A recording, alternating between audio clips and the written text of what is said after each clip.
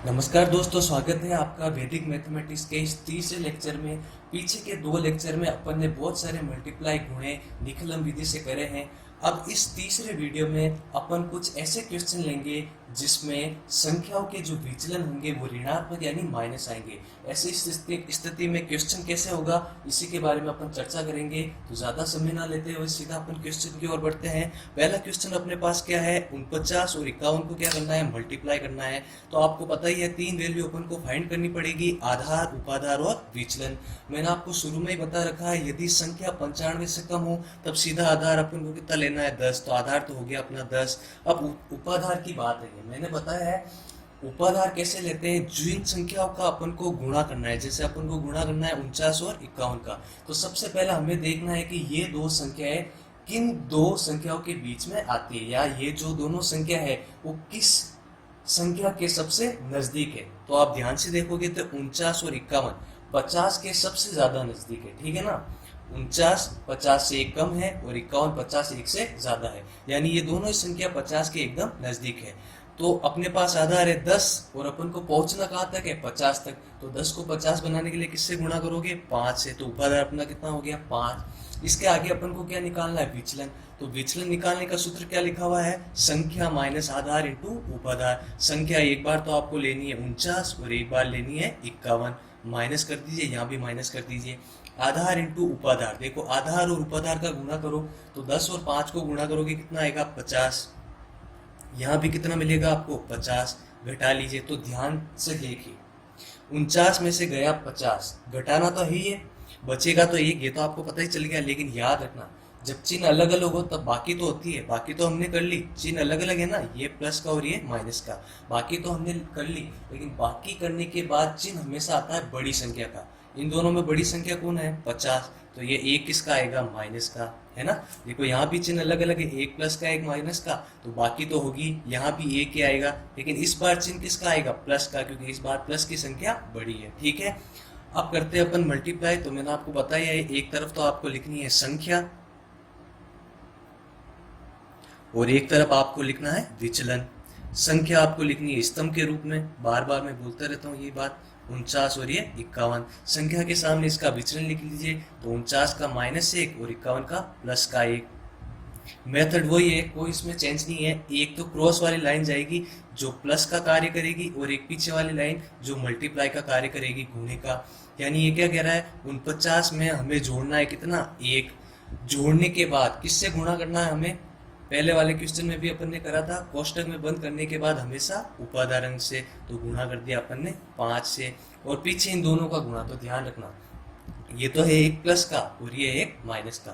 Plus into minus, जब एक plus की और एक माइनस संख्या को गुणा करते हैं तो आंसर हमेशा किस में आता है, माइनस में, ठीक है। और एक को एक से गुणा करा कितना मिलेगा, 1। 49 और एक कितना हो गया, 50। और 50 को आप करेंगे 5 से गुणा तो कितना मिलेगा अपन को, 250। और दूसरे खंड में कितना है, -1। अब देखो निखिलम का नियम क्या होता है कि निखिलम में किसी भी खंड में माइनस यानी ऋणात्मक की संख्या नहीं आनी चाहिए। लेकिन यहाँ हमारे पास दूसरे खंड में क्या आ गई, माइनस की संख्या। तो इसको बदलना पड़ेगा प्लस में। तो कैसे बदलेंगे, ध्यान से देखना। जैसे छोटी क्लासों में अपन उधार वाली बाकी करते थे, उसी तरीके से हमें क्या लेना है, इसका पड़ोसी क्या है, 250। इससे एक संख्या उधार लेनी है और इसको भेजनी, ठीक है। इससे एक उधार लेनी है और इसको भेजनी है, ध्यान से सुनना। इसको एक उधार लेंगे, यहाँ पर कितना बच गया, 249। लेकिन जब वो एक उधार लेके अपन उधर भेजेंगे तो वो किसके बराबर होगा, 10 के बराबर, क्योंकि आधार कितना है, 10। अगर एक की जगह अपन 2 को भेजते तो वो कितने के बराबर होगा, 20 के। 3 को भेजते तो 30 के। तो देखो -1 तो है ही इधर, इधर से हमने एक घटाया तो 249, और इस एक को इधर भेजेंगे तो वो किसके बराबर होगा, 10 के बराबर, ठीक है।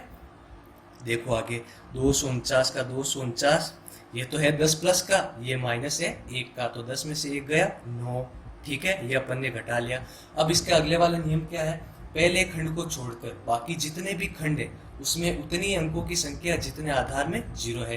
तो हमारे पास आधार में 0 कितना, 1 0, और पीछे वाले खंड में अंक भी कितना, 1। तो सीधा ये चिन्ह हटाइए, आंसर आपके आ गया, ठीक है। अगला क्वेश्चन देखिए, 21 को गुणा करना है 29 से, ठीक है। संख्या 95 से कम है तो आधार तो आ गया अपने 10। अब मैंने आपको बताया है उपाधार कैसे देखना है, कि संख्या किसके ज्यादा नजदीक है ना, और 10 के गुणज के रूप में। ऐसे नहीं देखना कि ये संख्या 22 के नजदीक हो रही है 28 के, ऐसे नहीं। 10 के नजदीक है, 20 के नजदीक है ना, ऐसे 70 के नजदीक है, 100 के नजदीक है, 200 के नजदीक है, इस तरीके से देखना। तो यहाँ से देखिए 21 तो ज्यादा नजदीक है 20 के, ठीक है ना, और 29 ज्यादा नजदीक है 30 के। तो अब ऐसे अलग अलग आ रहा है तो अपन क्या करेंगे, देखो 21 20 से है 1 ज्यादा, और 29 30 से कम है 1, ठीक है, यानी दोनों में डिफरेंस कितना, 1।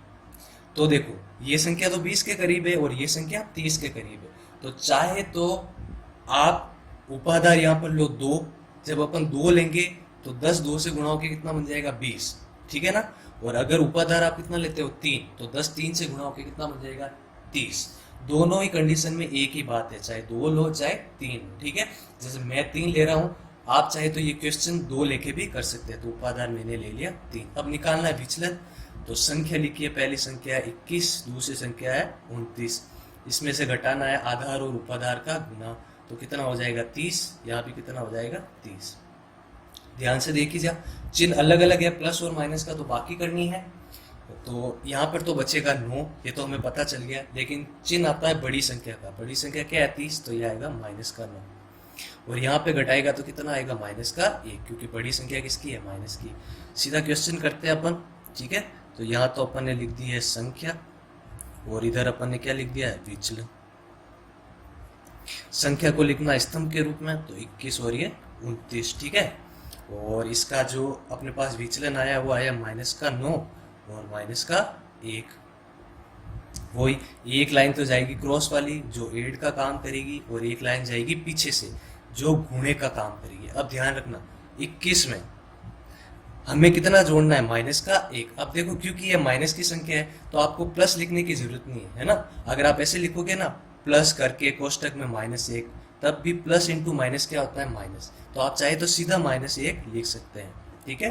कोष्टक में बंद करने के बाद किससे गुणा करना है, उपाधारण से, तो उपाधारण से अपन ने गुणा कर दिया, और पीछे इन दोनों संख्याओं को गुणा। देखो ऊपर वाले क्वेश्चन में क्या था, 1 प्लस का 1 माइनस का, तो आंसर किसमें है, माइनस में। लेकिन यहाँ दोनों संख्या माइनस की है, जब दो समान चिन्ह वाली संख्याओं का गुणा करते हैं तो आंसर हमेशा किसमें आता है, प्लस में। तो 9 एकम 9 किसका आएगा, प्लस का आएगा। यहाँ देखो 21 में से 1 गया, कितना बचेगा 20, और 20 को 3 से गुणा करा कितना आएगा 7, है ना, और पीछे कितना आ गया 9। अब यहाँ देखो पहले खंड को छोड़कर बाकी जितने भी खंड है, क्योंकि आधार में 0 1 है, तो बाकी जितने भी खंड है उनमें संख्या भी कितनी होनी चाहिए, 1। यहाँ पर पहले खंड को छोड़ के एक ही खंड है, और उसमें भी कितने अंक की संख्या, 1 ही अंक की संख्या। तो सीधा आपने ये चिन्ह हटाइए, ये आ गया अपना आंसर, ठीक है। ये 3 अंकों का देख लीजिए, 97, 98 और 99। अब आप मुझे देख के बताइए, मैंने आपको बताया था संख्या 95 से ज्यादा हो तो सीधा आधार कितना लेना है, 100। देखो तीनों ही संख्या 97, 98 और 99 तीनों ही आपके 95 से ज्यादा है, तो इस बार आपको आधार कितना लेना पड़ेगा, 100 लेना पड़ेगा। अब देखो उपाधार की बारी आई, तो 97, 98, 99 किसके सबसे ज्यादा करीब है, 100 के ही सबसे ज्यादा करीब है। तो ऐसी कौन सी संख्या है जिसको अपन 100 से गुणा करें तो वापस 100 ही आएगा। तो 1 को अगर आप 100 से गुणा करोगे तो वापस आपको कितना मिलेगा, 100 ही। तो इसलिए आपकी बार उपाधार कितना आएगा, 1। अब निकालना है विचलन, तो सूत्र तो आपको ऊपर लिखा हुआ पता ही है, संख्या माइनस आधार इंटू उपाधार। तो एक बार संख्या मैंने लिख दी 97, एक बार लिख दी 98, और एक बार मैंने कितनी लिख दी, 99। आधार इंटू उपाधार का गुणा घटा दीजिए, तो 100 इंटू 1 कितना होगा, 100। यहाँ से भी 100 घटाए, यहाँ से भी 100 घटाए, सब में माइनस तो करना ही है। यहाँ बचेगा 3, यहाँ बचेगा 2, यहाँ बचेगा 1।